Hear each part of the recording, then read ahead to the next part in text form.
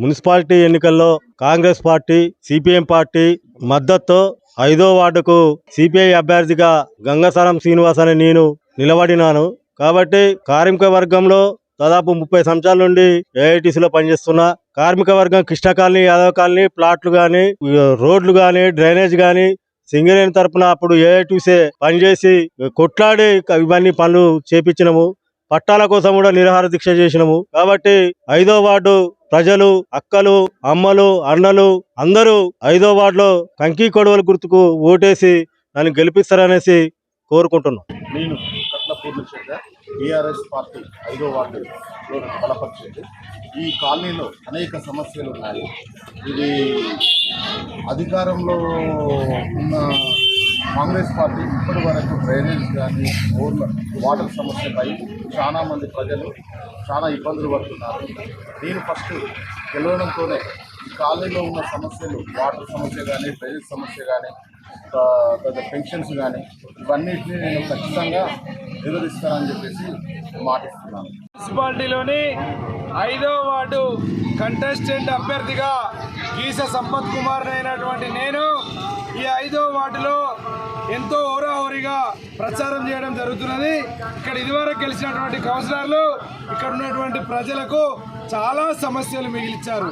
కనీసం ఇక్కడ తాగడానికి మంచినీళ్ళు కూడా లేవు.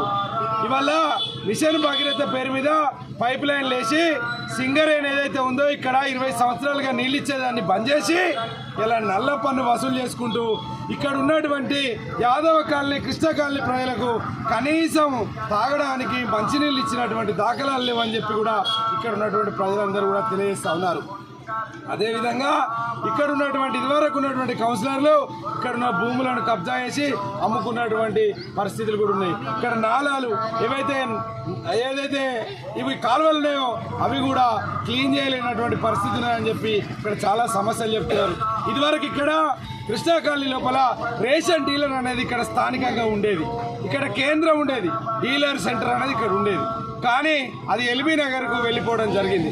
ఇదివరకు ఉన్నటువంటి ఎమ్మెల్యే కూడా ఇదివరకు గెలిచినటువంటి టీఆర్ఎస్ ప్రభుత్వం కానీ, కాంగ్రెస్ ప్రభుత్వం కానీ మమ్మల్ని గెలిపిస్తే మేము యాదవ్ కాలనీకి, కృష్ణ కాలనీకి మీ సెంటర్ ఎక్కడికైతే వెళ్ళిపోయిన సెంటర్ ఉందో రాజేంద్ర ప్రసాద్ అనేటువంటి డీలర్ను మళ్ళీ ఇక్కడ సెంటర్ పెట్టి మీరు ఎల్బీ నగర్కి పోయి 200 రూపాయలు, 300 రూపాయలు ఆటో కిరాయి పెట్టి నెల బియ్యం తెచ్చుకోకుండా చూస్తా అని చెప్పి కూడా హామీలు ఇచ్చేయడం జరిగింది.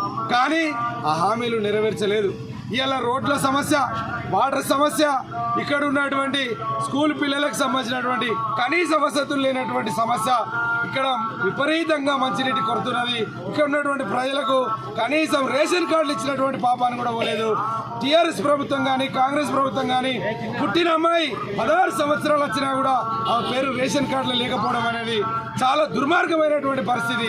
ఇదివరకు ఉన్నటువంటి కాంగ్రెస్, టీఆర్ఎస్ ప్రభుత్వాలు కూడా ఈ ప్రజలను వంచి నరవంచనకు గురి చేసి డబ్బులు ఇచ్చి ఓట్లేపించుకొని వీళ్ళ యొక్క శ్రమను దోపిడీ చేసుకొని వీళ్ళ మీద వాళ్ళు పెత్తనం చేస్తూ వాళ్ళు 20 లక్షలు, 30 లక్షలు ఓట్లకు ఖర్చు పెట్టి కోట్లాది రూపాయలు సంపాదించుకొని ఈ ప్రజలను నిర్వీర్యం చేసి వీళ్ళని ఏం చేసిరంటే నెగ్లిజెన్సీ చేసి వీళ్ళ యొక్క పరిస్థితులను పట్టించుకున్నటువంటి పరిస్థితి లేదు.